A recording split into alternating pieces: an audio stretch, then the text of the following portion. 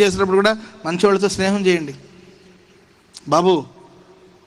బాబులు ఫ్రెండ్షిప్ చేసేటప్పుడు చాలా జాగ్రత్తగా స్నేహం చేయాలి.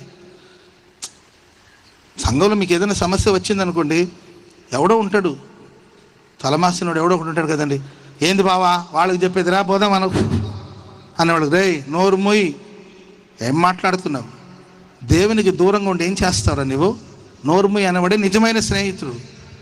నిజమైన స్నేహితుడు గాయాలు కలిగిస్తాడు, గాయాలు రేపుతాడు. నిజమైన స్నేహితుడు రా బాబా వాడిదేముంది అని అన్నాడు అనుకోండి, ఇక నీవు పతనానికి వెళ్ళినట్టే. ఇంకా ఎవరో స్నేహితులు, రా బాబా ఏంటి ఇంకా మీ నాన్నని, ఏం బాబా నీవు అసలు, మామ రారా నేను చూసుకుంటాను అంటాడు.